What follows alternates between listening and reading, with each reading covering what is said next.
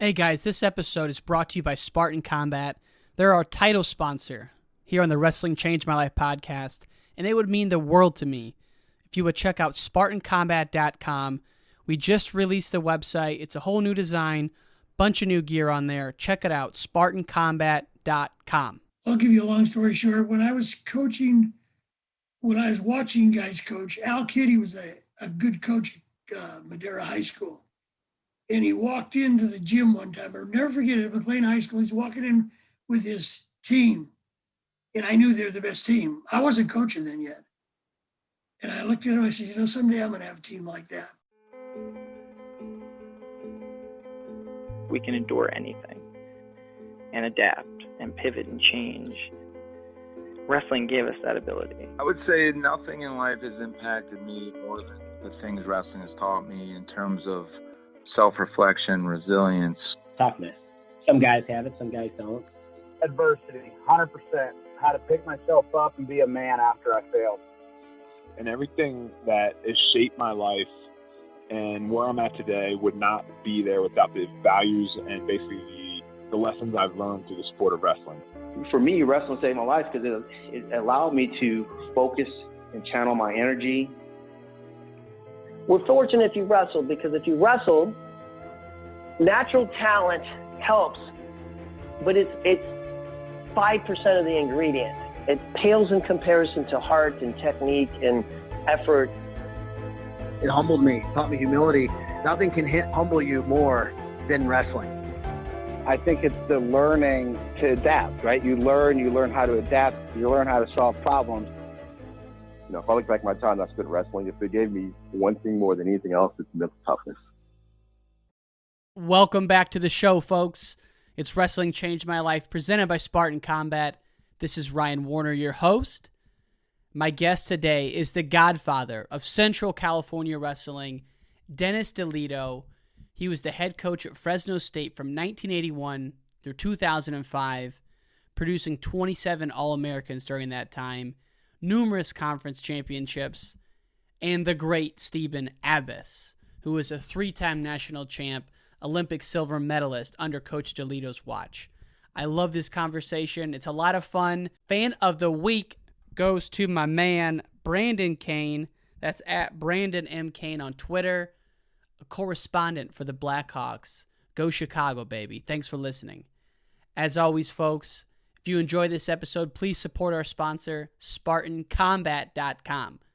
Now let's get to the interview with the Godfather, Dennis DeLiddo. Peace! Coach Dennis DeLiddo, legend from the Central Valley. Welcome to the show, sir. Thank you. How did you get the job at Clovis? Actually, at Clovis High, a student taught there. And I kind of got in. Eddie Davies, one of the great friends of mine, who's a great wrestler at Fresno State. He passed away, by the way.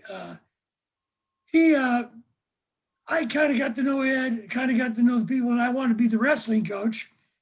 And I didn't even know why I could be the wrestling coach. I had never done any coaching.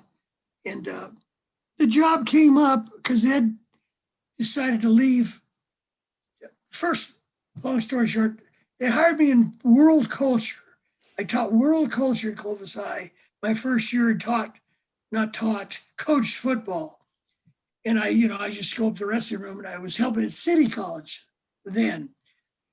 After about half a semester into January, I knew Ed was going to leave, and I told my principal, I can't teach this world culture. I don't even know what I'm doing.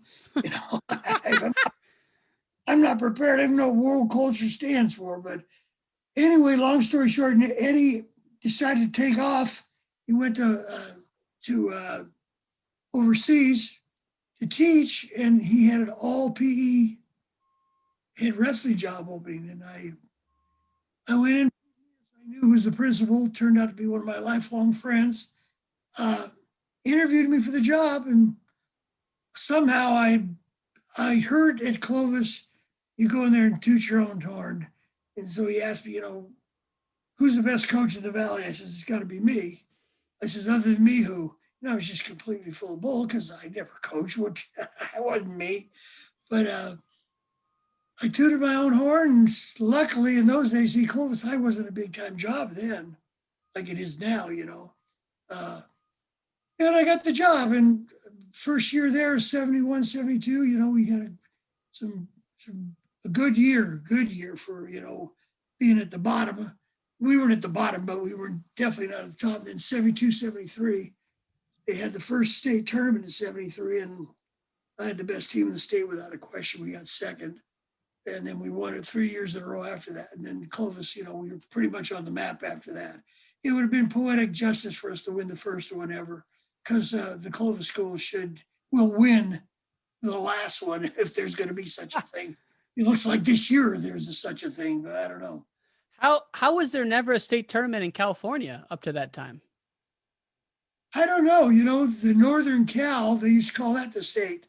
And, everybody, I guess in fact, if you look at the brackets in 73, they're like red, they're in pencil. And, in those days, we didn't know who we were going to wrestle. I didn't know, who the guy from the South was, the North. And, I had 73, I'll tell you how it's different. In 73, we lost by maybe 2 points. And if my guy would have won in the finals, we would have won it. Well, my guy in the finals was 2 years undefeated, but not the first year because it wasn't a state tournament then. He wrestled a guy he'd beaten in the state finals. He lost in referees overtime. Oh. If he would have won, we would have won the state tournament. But, it was then the following year, 74, 73, I'm rambling here. 73, we had a second, a third, and a fifth, and we got second. Now you got to have 10 guys in the finals to win it. 74, I had 3 champions and a fourth. 75, I had 3 thirds and a fourth. 76, I had 3 seconds and a fourth. You can't win it nowadays. You're about 8th, 9th in that category now. But scoring was different. It wasn't double elimination like these young guys think. You got beat in those days, you better get beat by a good guy because you were out of the tournament. So, man. And so what, before that time, you would just wrestle to like your conference and the season ended at the conference championship? Like when you were in high school? We had what you call the Valley tournament. We'd have a league. The Valley was considered a big deal in those days, a real big deal, that was as far as you could go. In fact, I think I got pinned twice at the Valley. I qualified for it, got pinned twice. It was a tough tournament for those days. And the cool thing about your area, the Valley, as it's known to folks outside of California, and there's a famous tournament now called the Doc B. But I learned that, and you can correct me if I'm wrong, Mr. Buchanan was the one who initiated wrestling in that area at all the schools. Is that right? Dr. Buchanan was very instrumental in Eddie Davies, the guy I replaced, started an elementary school thing going. And by the time I was a coach there, they had a few, they had like maybe a year or two of elementary, no, not even a year or two. They had some elementary school wrestling when I had left Clovis, quite a bit. In fact, I remember making a comment. I said, at this level, whoever flops the right way will win. And boy, the elementary school coaches went nuts. They were mad at me for months and months because I said, well, I'm sorry, guys. I didn't know you guys were coaching. I didn't know what was going on there, especially PR. But Dr. Buchanan had a vision. In fact, we went to the 5 Counties tournament, which is a big tournament in those days. Fountain Valley, did you ever hear that one? Probably not. You're too young. I've heard of it because that's where Aymar had wrestled in, and that's one of the big tournaments that he. Yeah, it's the 5 Counties it was called, and we went there, and there was big water polo clocks at Matt's side. Those were the clocks they used in the days. When we go back to Clovis, Doc bought a clock for every school in the district and bought one for Clovis High.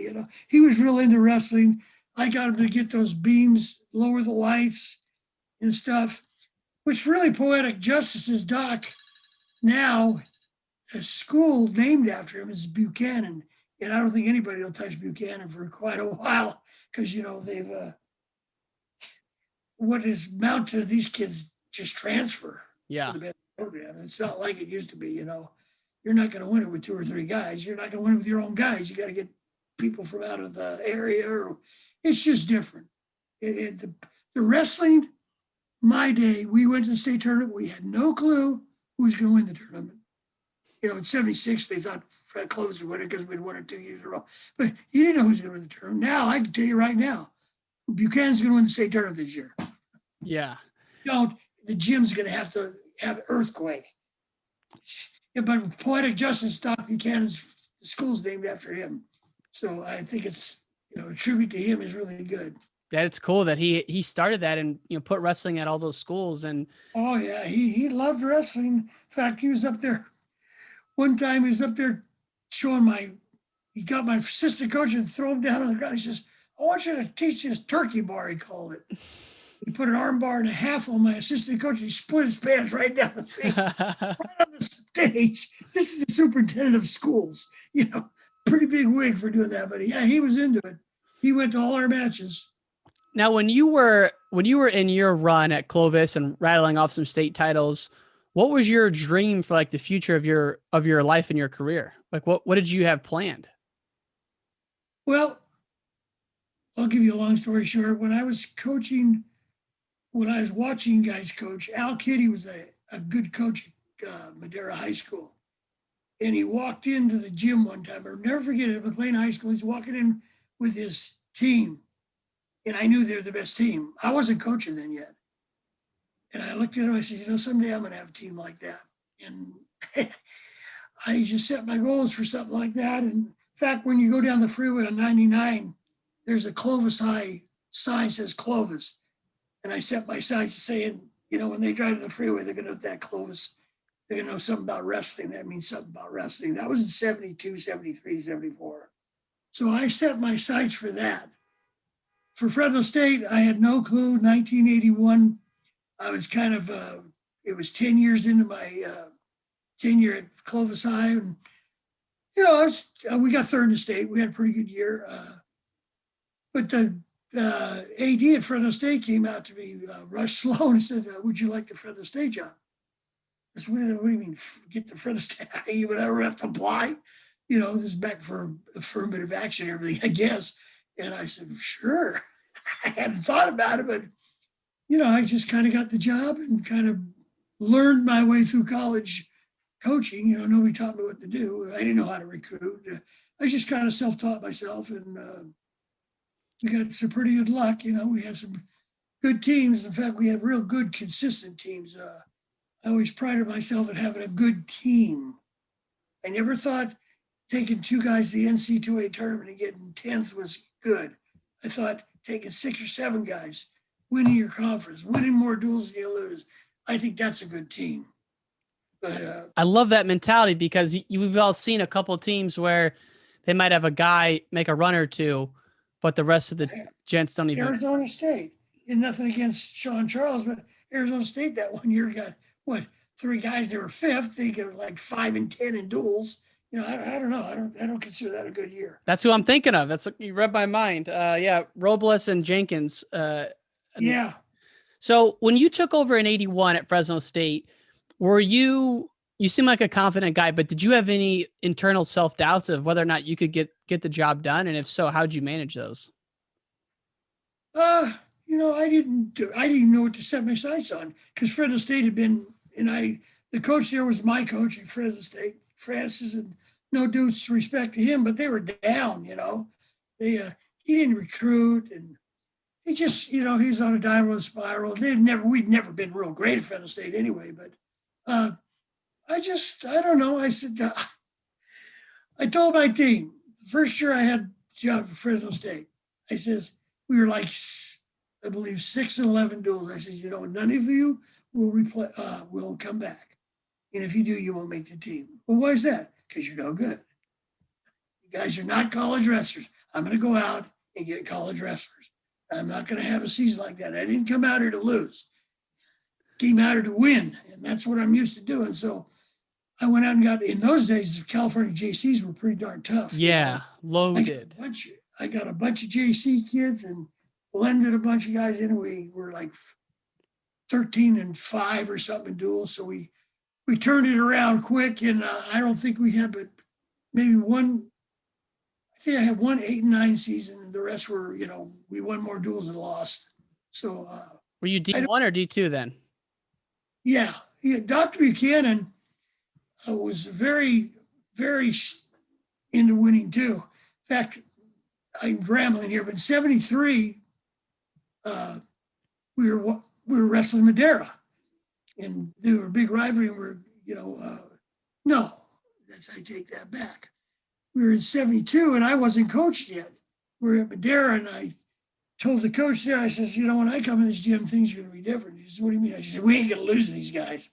We're going to beat them. 2 years later, we're in the Madera gym, and we'd beaten everybody. And Doc asked my assistant coach, well, who do you think should be favored to win the state tournament? And of course, my assistant coach says, well, we should be. I says, Lot, you don't tell Dr. Buchanan that. He's going to hang us with that. We got second. 73. And Doc says, I thought you guys were going to win it. Let me live that down. 74, I only qualified 4 for the state, and we won it, and Doc didn't go. I said, I told you should have went. Man. So Doc was a big influence, but Fresno State, in those days, my budget was $300,000. I raised all the money for team travel, out-of-state travel. If Oklahoma State came in to wrestle us, we'd give them a guarantee. My booster group would pay for it. I got a booster group right away when I drove to Utah. The halfway point was Vegas, 7 hours, and another 6 hours. It was a nightmare. So I said, I'm going to get a booster group so we can fly to some of this stuff. But that's when we raised money for all the extras. I never asked Fresno State for extra money. I knew that, wrestling was a little bit too shaky to ask for anything but what they gave me. And so you come in, you do some recruiting. Now, was Cal State Bakersfield, when Joe C was there, were they just on fire in the Central Valley at that time, knowing that they had Joe C and all those national champs? Yeah, he had good teams. In fact, one of my first duels, I beat Joe C at South High. Really? Yeah, I beat him. Clovis High beat him. Joe would always deny that, but he's dead now, so he can't. He's a very, very, one of my closest friends, by the way. I'm just. Really? Yeah. Joe and I did all sorts of things together, went to Olympics together, everything. But Joe, I can't remember. He wasn't the coach he wasn't the coach at Cal State Bakersfield when I got the job. So, but he was at Oklahoma State. But Cal State Bakersfield, yeah, they were tough. They were tough. They always been consistently, kind of like I've always tried my team to be, always consistently tough. Yeah. I get tired of hearing say we're having a down year. I don't like having down years. So that puts me too far down. I take this too serious. So how do you, what's some of your coaching philosophy, so to speak? Is it just the optimism and the attitude and then coupling it with the work, or how would you describe your approach? Yeah, this will drive a lot of coaches crazy. I think coaches get too hung up on technique. I said, the best technique is get the best guys. That's the best technique you can find, and that's what I did. I tried to get the best guys, and I didn't go out, and I wasn't having the luxury of recruiting guys that are going to win the NCAAs. I used to try to recruit guys I thought I could make All-Americans. Mm-hmm. And we had good luck at that. And, I don't know what my wrestlers would say about what I did. I just tried to get us tough, get us, ready to go 7 minutes, 8. It's probably 9 minutes in those days. I don't even remember. But, just be tough and be competitive, and things will happen, You don't have to be the greatest wrestler in the world. My best wrestlers were never my best wrestlers. My technicians never had the best win-loss record. Maybe Stephen Abbott and Jerry Abbott might be exceptions to those rules. But other than that, my best guys were just grinders. And man, we're going to talk about some of those guys. You just mentioned 2 of them, Jerry and Stephen Abbott. And I was looking at Dwayne Zinkin, your nephew. Man, when you get to the national tournament, I don't know what it is. You guys drew more Iowa guys than I've ever seen. And you've probably had more ulcers from watching your guys battle those Iowa guys. Let's start with this one, though. Jerry Abbott' sophomore year against McIlravy in the finals. What do you remember about that match? Does that one still haunt you? Yeah, it was a total nightmare. it was so loud in that gym. And, in those days, I had Jerry's brother sitting next to me that you can't do that anymore. I just said, Terry, you deserve to sit with me. Steven or the older one? Greg. Okay. His last name is Gasco. He was sitting next to me at the end of the first round. I turned over to him. I says, tell Jerry to slow down. Jerry's going out there trying to tech McIlravy. And as it turned out, it didn't happen. But he, Jerry was thinking about teching him. But that match was so loud. I got up and tried to ask what the riding time was. I couldn't see it, and they all booed me and stuff. But he was in and on a single leg and got warned for stall. And I mean, they got wrapped up in the crowd. I think from that day on, I says referees should wear earplugs because they let the crowd influence them too much.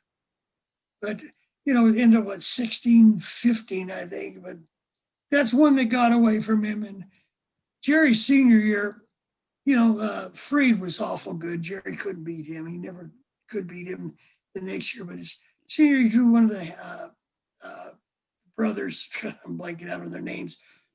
The two kids at Penn State. Martin? No. Geez.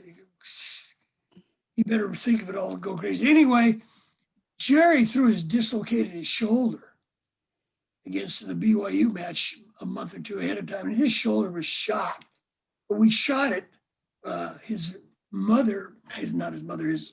sister was a nurse. I could probably get fired for saying this story, but she shot him full of cortisone before each match. But when he got to the finals, I think something took a toll on him because he just wasn't right. If you've seen Jerry wrestle and you look at that match, you say something's fishy right from the start, because he just didn't look right. Not taking anything away from that other kid, but Jerry just wasn't on. It just wasn't meant to be for him to win that thing. How did the Abbasses, or not Abbasses, but how did Jerry get to Fresno State in the first place? Jerry was at Oakland Tech.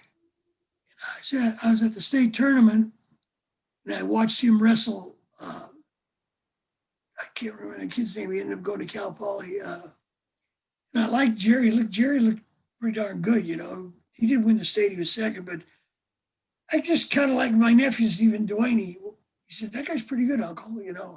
He was I think he was the same age as Jerry or a year behind or before.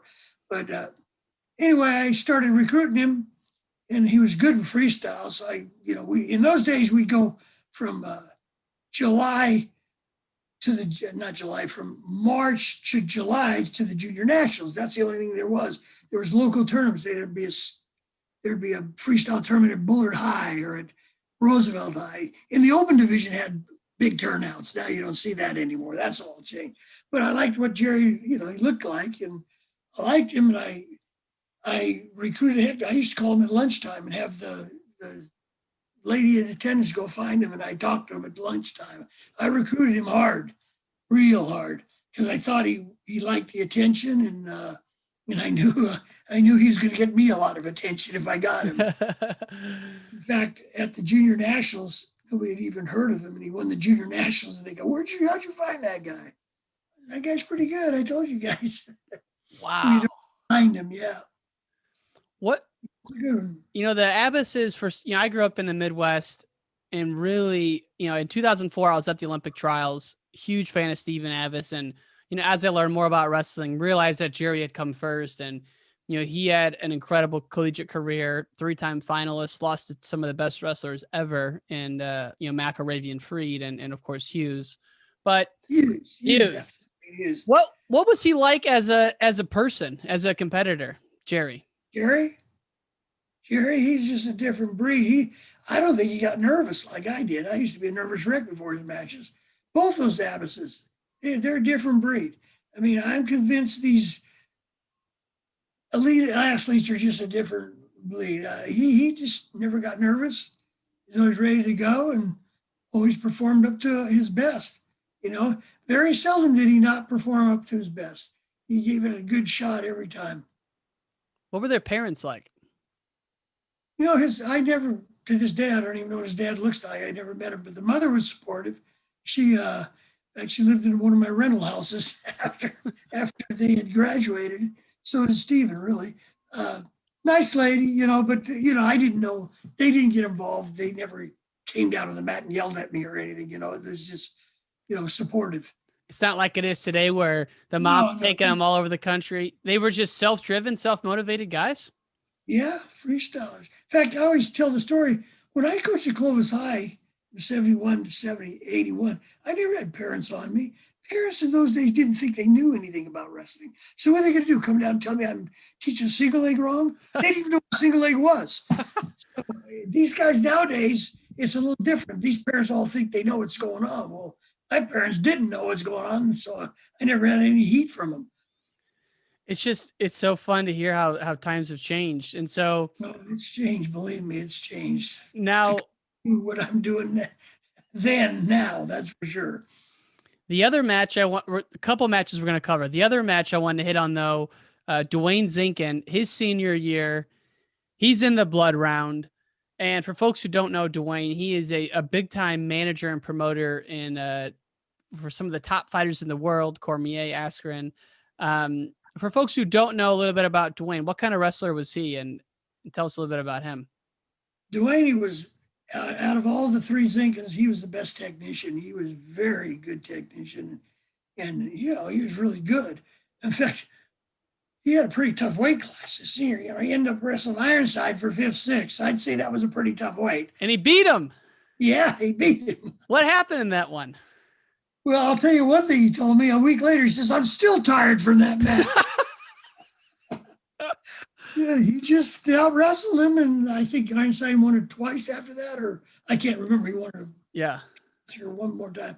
But he had a great run, and he lost. He got beat by what's his name? Kid from Oregon State. Gutschitz? No, that's a big guy. Mohammadi. Yeah. Finals, and he got beat by him. Another guy that might have been his junior year. He got beat by him 2 years in a row. Did he? Yeah.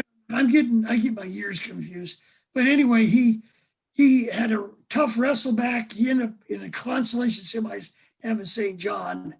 And he beat St. John in the finals of Vegas, but he got nipped there, and then he wrestled hard for 5th. I told both my nephews, they both got, and I kind of think this can't be true, but they say it is. They both got 50 NCAAs, and they both have the same record, like 118 and 12 or 10 or whatever it was. Wow. That be true, but they were, both Harold and him both were good. Nick was real good too, but Nick had asthma bad and great high school wrestler, but that next minute in college he couldn't breathe in the 3rd round. It was real rough on him. And what's Dwayne doing now with his business? Is he still promoting and managing? Yeah, he's still. In fact, I just saw him the other day saying, "I can't believe that sport's still flourishing." I said, "I don't even like to watch it unless your guys are fighting. They got 10 prelims, 14 women's bouts. By the time you get to the main event, it's 12:30." But the fans are still. Well, there's no fans now, but they're still packing them in for pay-per-view and stuff. So it's still real popular. They love it. It's fighters, yeah. He had Cormier and Askren. He's got Askren. He had some other guy. Oh, I got what's his name? Cain Velasquez, who was real good. Yeah. But Cain got injuries and took his toll on him. But he had some real good ones. He still does. He still has guys.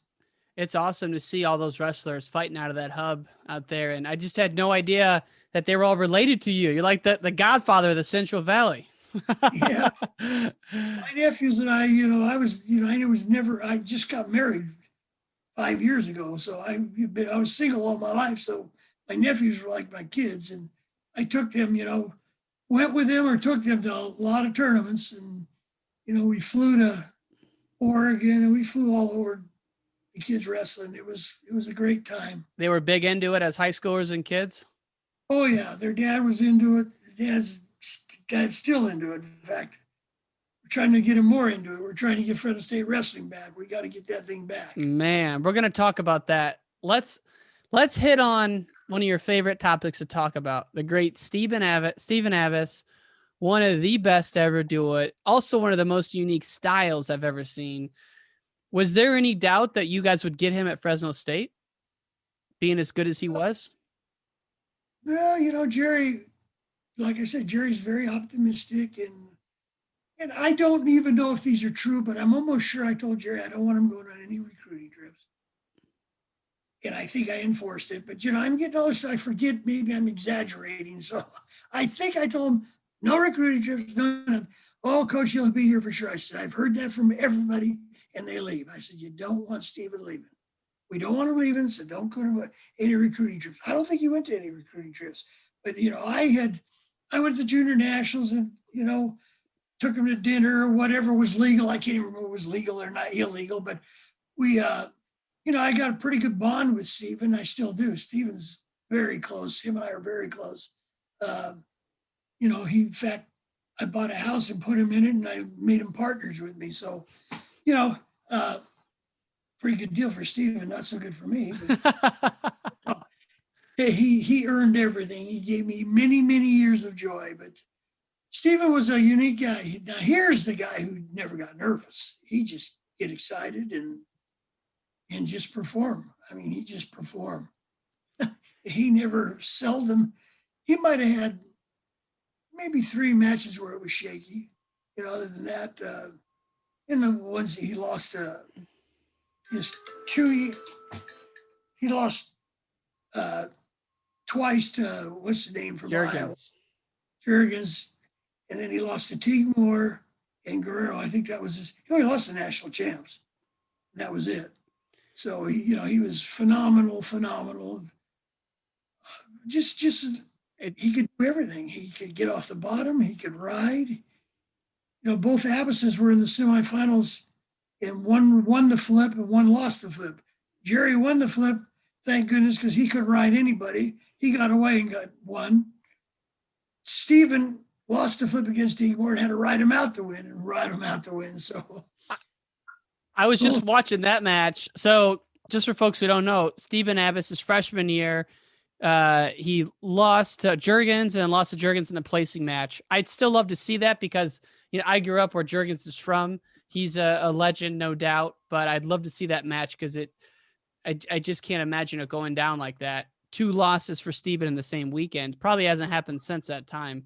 And then his sophomore year, he's in the finals of the Nationals against Teague Moore from Okie State. Teague Moore's a defending champ. And like you said, it went to the deepest of overtimes. But first... He was in the semifinals. Yeah, semifinals. Yeah. And it was in regulation, it was 1-1 with 30 seconds left. Stephen hits a snap down, goes behind.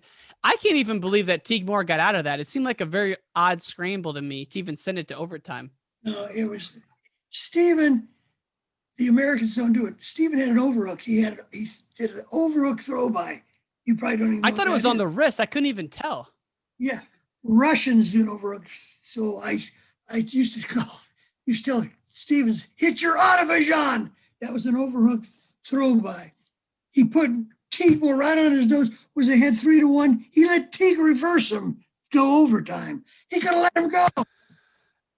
Went overtime. And then the scramble in overtime, Stephen was in deep again, and Teague was scrambling him, and then Stephen almost gave up a takedown in overtime, but then it goes to the OT and he rides him out. It's like, oh my God. Yeah, it was a nail biter. And then he wrestles Jeremy Hunter. In the final, Stephen wrestled Penn State, Iowa. I mean, he didn't draw easy schools ever, And we were in Penn State. We were at Penn State.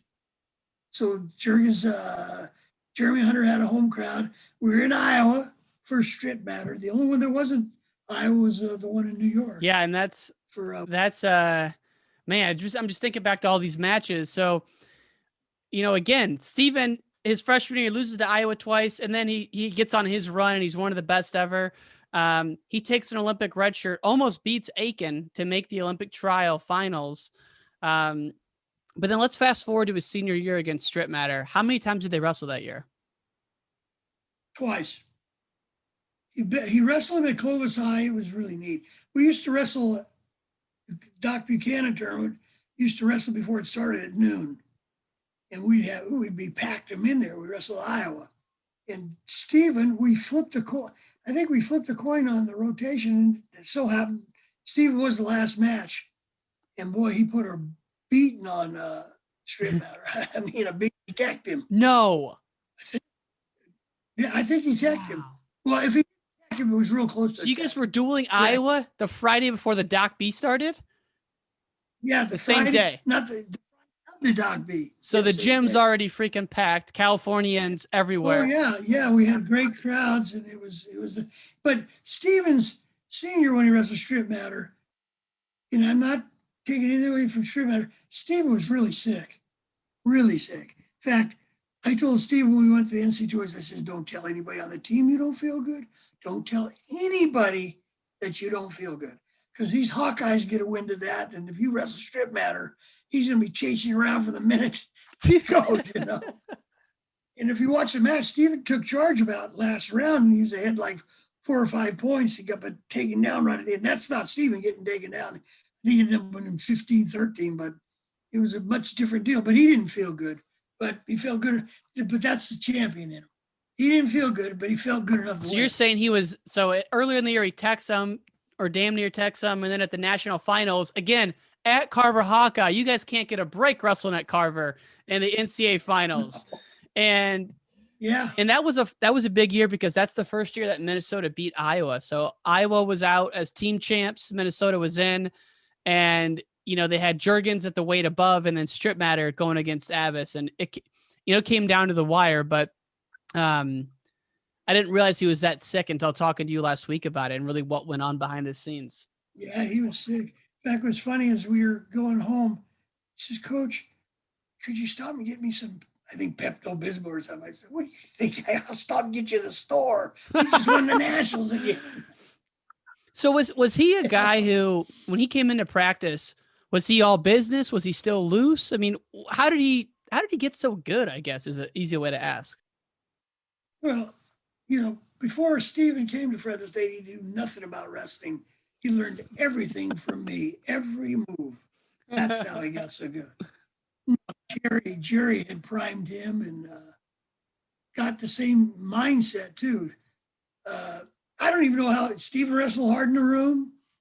His freshman year, he took a licking until about January. Then I knew, hey, this kid's going to be really, I knew before that, but I knew he's really going to be something special when he started putting a beating on the seniors, in his weight. And I had some pretty good kids. I had Robbie Sorda, who was pretty darn good, and some good kids, Nick, thinking, those guys were no chumps. And Steve, he was giving them all they want. I said, I didn't have too many true freshmen that could do stuff like that. Man, and then he goes on to make the Olympics in 2004. What do you remember about that Olympic experience for Steven? Well, it was a heck of a run. And, he had beaten that Russian in New York at the Worlds the year before. But Steven tweaked his knee in the first round of that match. But that guy's tough, But he wrestled, I think, his second match, a guy from Moldova that beat him in New York. He beat the Cuban, gut wrenched him in the last few seconds, who's a world champ. And then he beat the guy from, I think it was Korea or Japan, it was Korea, in the semis. But, I knew the guy, I've gone to every Olympics in 72, every summer, except 80. Well, we didn't. I went to all of them. So I knew, medal matches and the Russians kind of went together. They didn't lose very many, especially the gold medal match. I went, well, this is not going to be a picnic, that's for sure. We got a Russian.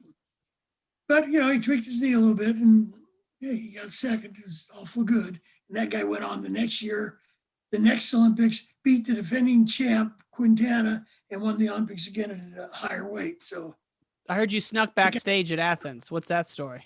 Yeah. To this day, I don't know how I got back there. I just bullied my way in because I knew he was hurt, and I knew mentally he needed to talk.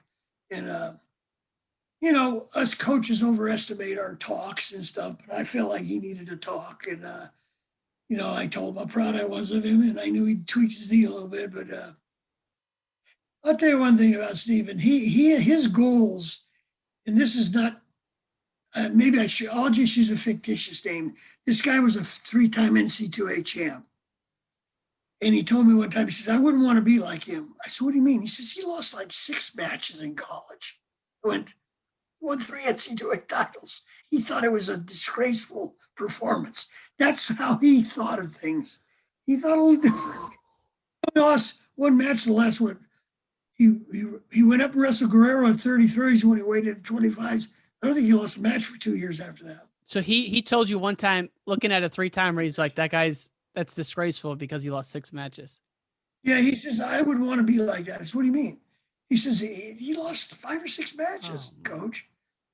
Geez, I wish all my guys would just lose 5 or 6 matches. Last thing on Stephen Avis, were you surprised that he didn't go back into it after 2004, like this with the same, and maybe I just don't remember, but was he wrestling 2005, 2006, 2007 leading up to 2008, or did he kind of come back last minute? I think he came back. He was wrestling, but he was getting beat up. He wrestled Sakudo, and nothing against him, but Steve's knee, he can barely walk. We're in the back in the warm-up room, and he can't even walk. I said, you shouldn't wrestle. So I'll get on the stationary bike, get it loosen up. I said, can't even walk. That wasn't Steven at 8. That wasn't him. If it was him, my precious self says he would have made our Olympic team because, Steven, he's the greatest finisher I've ever coached. That guy, he get in on a leg and you could almost bet money he was going to finish. Now we're talking about the purest technical geniuses of maybe all time in Stephen Avis. What about this guy though, Coach? One of the biggest specimens I've ever seen, Lorenzo Neal. How in the hell did you convince him to come out for the wrestling team? He was Fresno State's leading rusher and would go on to be an NFL vet. But when that guy walks in the wrestling room, are you just like scared of what he's going to do next? He's so big.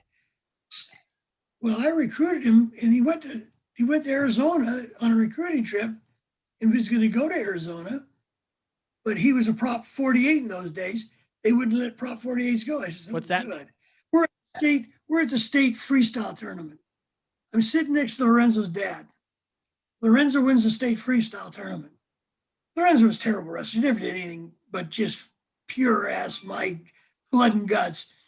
His dad looks over, he says, you think my boy can wrestle for you? I said, I think so. I think he'll be just fine.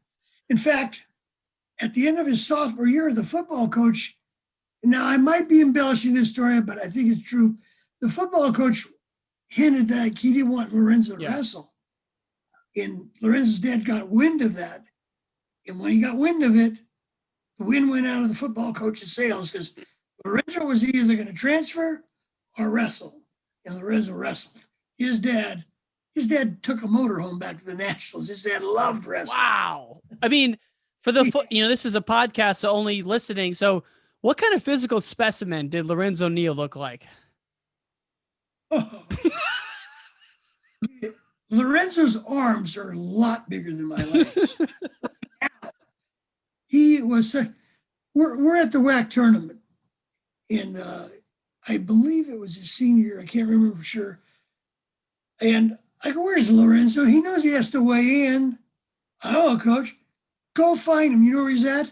He's in lifting weights. The WAC tournament. Yeah. Oh. He didn't want to miss a workout. So, pretty dedicated weightlifter. Did anyone, like when I was reading about his career, when he went to Arizona, like you were saying, and he ended up going to Fresno State, I don't think anyone would have predicted how good of a football player he'd become. I mean, he was the leading rusher in Fresno State history. Yeah, he was great. He was just my friend Jim Fugman, who was the principal and ex-football coach, says, I watched that guy in the North-South game. That guy is unbelievable football player. I said, geez, I hope he's not too good. He's not wrestling. But yeah, I think Lorenzo, I can't remember.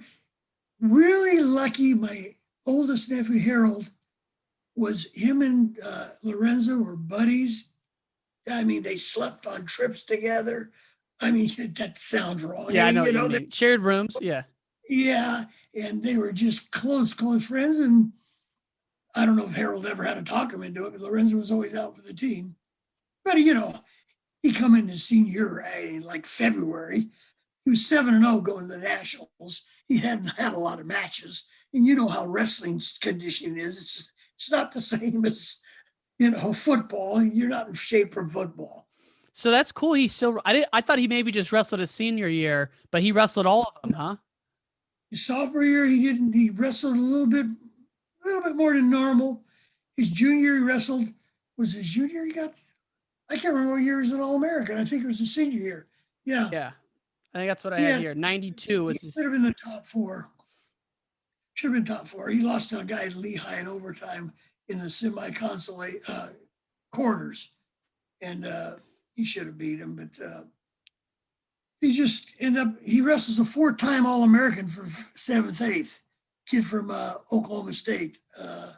Nice kid. I just saw him at Josie's memorial a couple of years ago. But he had a pretty tough weight. Yeah. But, he ended up 12-3 or something, or not even 12, 10-3 or something. He didn't have a whole lot of matches. And he went on to have an incredible NFL career. I heard he might be even going into the NFL Hall of Fame potentially. I don't know why not. He was like a 9-time Pro Bowler, and I guarantee you those linebackers, I could see them saying, "Hell, boy, we don't want no part of that guy." He played hard. Every play he played hard. Would he still call us little people in the wrestling world even when he was in the NFL? Was he still a good supporter of the program? And oh yeah, Lorenzo's another guy. He calls me uncle like my nephews do. Yeah, Lorenzo's good people. Love it. Real people. Let's wind down the final 10 minutes with this, Coach. You were involved in a hellacious battle to bring back Fresno State wrestling. Talk us through the first time you heard it was being dropped. Where were you and what happened? Well, they did the same thing they did this time. They ambushed us. And the first time they approved the wrestling budget on Thursday and dropped it on a Friday. So they didn't want anybody to know because they knew we had boosters and clout. We could get after it, but they dropped it before we had a chance to fight it. So from that day on, I said, I'll be dead before I give up fighting back to get Fresno State wrestling back. I went to like every athletic corp meeting. I did so many things I can't even tell you. It cost me probably $30,000 myself. I'd go to student senate meetings. I'd pay guys to go to student senate meetings because, wrestlers don't know how to go unless you bribe them. So I'd go there and, vote or whatever we did. And I'd go talk at Kiwanis clubs. I did so many things. I don't even remember what it was, but it was, I did a lot of things. But the real key was Pete Mias, the guy I told you about, hired me at Clovis High. 10 years later, is in charge of the hiring committee at Fresno State for the new president. And Pete and I were good friends. I said, "You know who you're going to hire, don't you?" He said, No. Yeah. Wrestling guy who got live wrestling. I said, No. I said, a guy who's going to reinstate wrestling. Not just like wrestling. We got to get him to reinstate us. Yeah. Don't bug me. I'll do my best. Well, I think Castro, one of his main items to get hired was saying he's going to bring back wrestling. Anyway, we talked to, Coach, you're a popular man. I apologize for keeping you here. No. You've gotten more calls in this 45 minutes than anyone I've ever had on. You're the Godfather for a reason. Yeah. They're all pain in the butts. So it got dropped and it was 10 years until it was reinstated? Yeah, we kept going. This new ADs wouldn't buy in. Weldy, the old president, I met with him one time. I met with the two big mucks, Bud Richter, who just died, had a lot of money, and Pete Mias. We couldn't talk him into it. And finally, when we got this new president, which, Weldy went that long. He should have been gone long ago. He's such a dork. We got the new president, and Mias evidently did some good salesmanship, and he brought back wrestling. It took us a year when he was back a year to get it going, and he was so gung-ho for it. I thought, this is here forever. I never, ever thought they'd drop wrestling at Fresno State again. I said, I'll be dead and gone before it's even thought of. And the AD, I don't know. I don't think he's a wrestling guy. I think he thought of his crunch time financially, blah, blah, blah. There's a lot of ways they could have done it. We're going to show them ways of doing it. So are you committed to the rebattle again here, World War II, to get this thing back? Yeah. I've been doing pledges. I've been getting money pledged for, we want to throw a figure at them, and say, hey, we got X amount of money raised.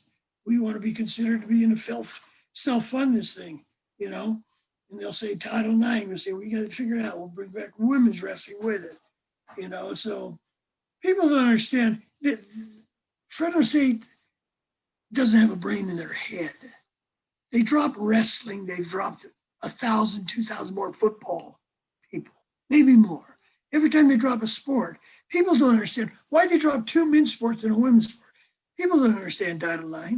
Why are they picking on the men? Why do they pick on wrestling, the most popular, successful sport in the San Joaquin Valley without a question, not even close, statewide, even nationwide. And you pick on that. You could have, I'm mad at Catcher. He could have found other ways of doing it. But I loved him for what he did, and I don't like him for what he did. Yeah. You've said this in a number of press releases.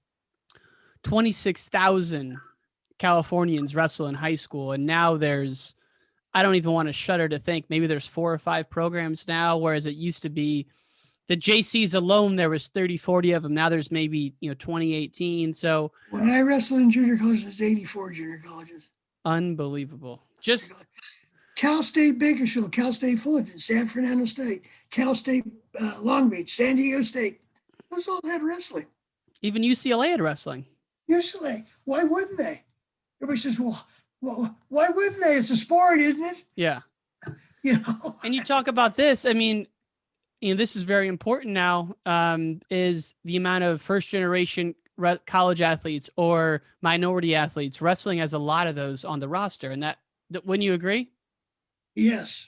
And, by the way, before I forget, if you do happen to find, there's a huge article on why they dropped wrestling at Fresno State in yesterday's paper.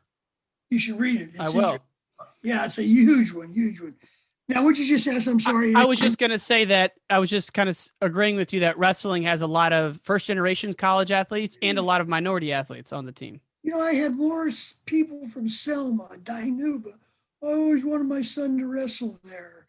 Why didn't, and then, those have a cap. And now you can't have all these kids out. People don't understand these laws.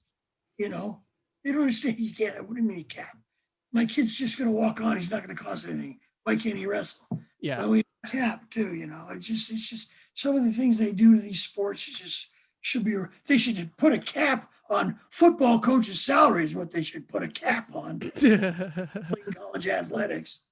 Or the amount of assistant ADs they have anymore. It's like unbelievable to see that. Yeah, they've dropped 11 sports at Stanford. How many associate ADs did they drop? Should have been about 40 for them. You hear anything about them? How are they doing? I don't know. I think they're still fighting the good fight. I was going to ask you the same about your former school, because what really irks me about the Fresno State situation is that you hire a 10 out of a 10 in Coach Steiner. You bring on, what was your reaction to Steiner being hired? Oh, we were for it, My nephew and I talked to him the summer before, and we thought he's the right choice, and he had good assistants. By the way, that strip thing that got exonerated. Nobody's going to put it in the paper. The coaches had no involvement in that. The NCAA ruled, but you think they put a retract on that, but they won't. But he had good assistants, and he had a very good budget, first-class budget.